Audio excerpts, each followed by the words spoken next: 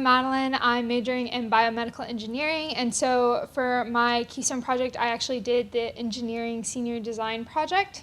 So my project was partnered with Novartis, and a requirement of the project was signing a CDA.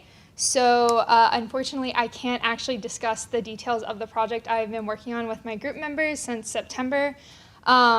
So instead of discussing like the methods and results, I will simply just be talking about the field in which my project is rooted in. So to start off with, drug discovery is a very, very long process that is very time-consuming and very expensive. And the initial steps are identifying a protein drug target. One of the first steps is usually working computationally, given that there are 20,000 proteins in the human body, and the experimental work takes quite a long time. So one of the most important parts in identifying the drug target is looking at transmembrane proteins. Transmembrane proteins are incredibly important in the drug discovery process, considering that of the current approved human drugs on the market, 66% target a transmembrane cell surface protein.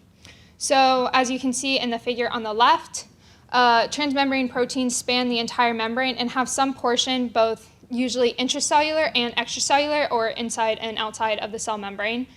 And as you can see in the figure on the right, the way drug delivery works is the drug enters the body through some sort of method, binds to some specific target, reaction usually occurs, and then the drug proceeds to treat whatever it is treating in the human body. It is important to note that drugs themselves usually cannot cross or pass the cell membrane, which is why they need to usually interact with a transmembrane protein. So, given the importance of transmembrane proteins, there are a lot of features that are really important in proteins that are being studied, but one of the most important is actually the structure, which plays a role in the function of these proteins. So numerous computational tools exist that predict the structure of the proteins, one of which is UniPro. UniPro is a very traditional computational prediction tool. It is based in the traditional amino acid sequence methods in predicting the structure. It compiles data from numerous different algorithms that predict the structure. It has been widely used in the literature. Very recently, Google's AI tool DeepMind created AlphaFold, which uses AI to predict these same protein structures for all human proteins. And given how recently it was developed, it has there's very little research assessing the protein tool. So, in addition to researchers needing to know about the structure of the protein itself, researchers also want to know about where the protein lies within the membrane. So in the figure on the right is the more traditional PDB-TM. And as you can see, the lines indicate where the membrane is on the protein. And the region that is usually of most interest to researchers in drug discovery is the area in blue, the extracellular domain. This is the portion of the protein sticking outside of the cell membrane that the drugs can interact with without having to cross the membrane. As you can see, the traditional amino acid sequence-based methodology, the PDB-TM, differentiates between intracellular and extracellular regions indicated by the different colors. Meanwhile, TM AlphaFold, which applies a transmembrane topology algorithm onto the AI-predicted AlphaFold structures, doesn't actually differentiate between the two areas of intracellular and extracellular regions. So AI still has a little bit more work to do. So traditionally, when researchers are looking at proteins for drug discovery purposes, they usually are looking through a very specific modality lens. Traditionally, the researchers are usually looking at small molecule drugs. In the figure at the top, you can see that most of the drugs that are approved by the FDA are small molecule drugs. However, there has been a growing trend looking at other modalities of drugs that have been getting approved. The reason small molecule drugs have been so prevalent until fairly recently is they're the smallest, lowest molecular weight, and usually the simplest compounds. However, more modalities such as antibodies, peptides that are increasing in complexity are starting to get approved and are showing a lot of potential, which is kind of causing researchers to have to re-examine a lot of these proteins that were initially only examined for small molecule drug potential. So after examining the proteins for features and transmembrane information, machine learning classifiers are often used to kind of sort through the vast amount of proteins that have potential here. So there are many, many different machine learning classifiers that are being used, and the researchers kind of tend to incorporate different features that they deem most important when assessing druggability in these proteins.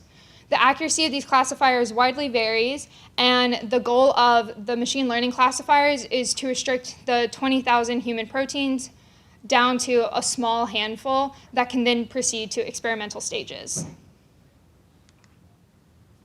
So current protein drug targets do exist on public databases, one of which is DrugBank. DrugBank is a database that provides information about all of the drugs that are approved by the FDA, including which proteins these drugs do target. So a lot of times researchers will use these data banks to kind of train their data sets for the machine learning classifiers. And then the classifiers will then look for similarities between the approved drug target proteins and the remaining proteins that they are sorting through. Other projects that are ongoing include the Human Protein Atlas. So given that there are numerous computational databanks such as UniPro and AlphaFold that I mentioned, and these are only a few, the Human Protein Atlas is seeking to kind of unify all of the information regarding proteins into one giant databank. So for the future of drug discovery, where is it going and what is the role of transmembrane proteins in this? Well, the actual number of proteins that are suitable drug targets is pretty widely debated. Some researchers believe that most of the proteins that are approved drug targets have kind of already been utilized and therefore are looking at other methods. Meanwhile, other researchers believe that there are roughly 2,000 to 3,000 proteins that can be a suitable drug target. So what are the other methods that researchers are looking at? Nanoparticles, gene editing, other novel therapeutics that don't traditionally target proteins and seek some other way to treat patients. The role of artificial intelligence is kind of debated. Obviously, AI is becoming more and more prevalent in our everyday lives, and the potential of AI in the field of drug discovery is huge. However, as we saw earlier in the figure that didn't really differentiate between something as simple as regions of the protein, there is still a lot of work to be done before it can really be properly utilized. And with that, I would like to thank my group members, my project advisor at Novartis, as well as the professors who all assisted me with this project. And thank you all for listening.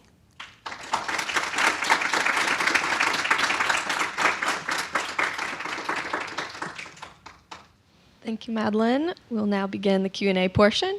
Please raise your hand and I'll bring the microphone over to you.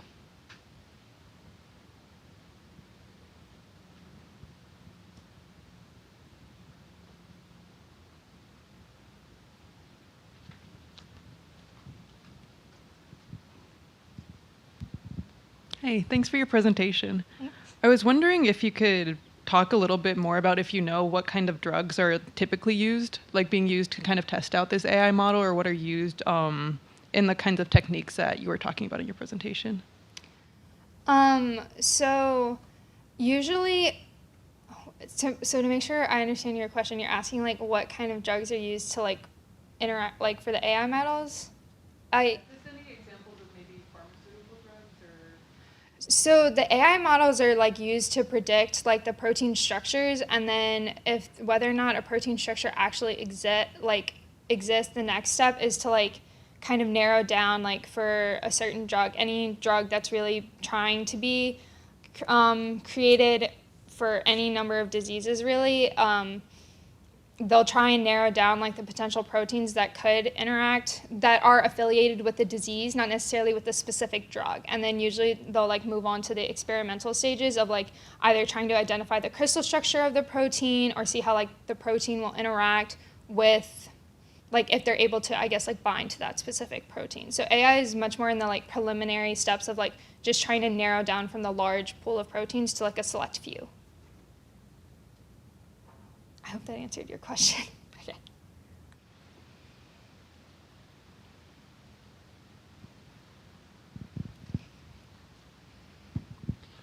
So you said earlier that AlphaFold doesn't distinguish between extracellular and intracellular. Is there any specific reason that it doesn't, whereas other programs do? Or is that just like a work in progress and another iteration? Or do you know anything about that? So the AI portion of AlphaFold, there's like AlphaFold, which is the Google like AI, and that just predicts the protein structure itself. So that actually has nothing to do with the transmembrane. Recently, there was the creation of something known as TM AlphaFold, and it applies what is known as the TM-DET algorithm, and that predicts the transmembrane topology onto those AI predicted structures. So AI itself is not predicting the transmembrane location like on the protein, and so my guess is the reason that it doesn't like differentiate between like intracellular and extracellular regions actually has to do more with the TM-DET algorithm that was applied to those structures rather than AlphaFold, like the AI portion of it itself.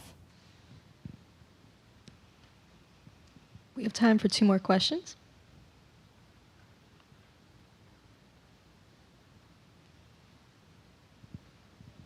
Hi, thank you for your talk.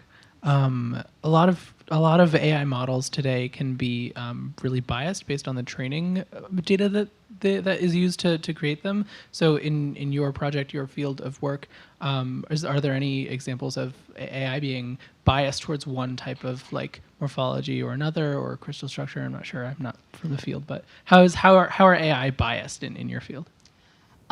So in terms of like the protein structure portion of it, the only really the strongest contender for AI is like the AlphaFold that I mentioned, and there is some big event, I guess, where they compare all of these different protein prediction tools, and AlphaFold scored very well on that, but that is just like the structure. Whereas when you switch over into more of the like, I guess, like classifier of like and starting to look at it like through the lens of druggability, I'm not actually really sure how much AI is doing there, but I know that there is a lot of hesitation to kind of proceed with this, given like we've all seen ChatGPT. There sometimes AI is able to kind of like get it right, and other times it just completely misses the mark. And with something so complex, it's usually missing the mark. So there's a lot to be worked on before it really will become like very widely used, I guess, from my understanding.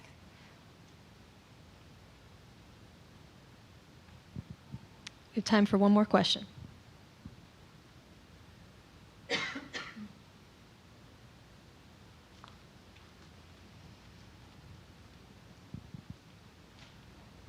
Hi, great job. I just a question, like personally, where do you want to go with this? So honestly, for senior design, we're kind of like the pairing of like groups with projects is like very kind of random. They just kind of like throw all of the available projects at us. So while this is actually a very, very interesting field, I am personally going in a very different direction. I am looking more at the intersection of regenerative medicine and mechanobiology. So not quite this.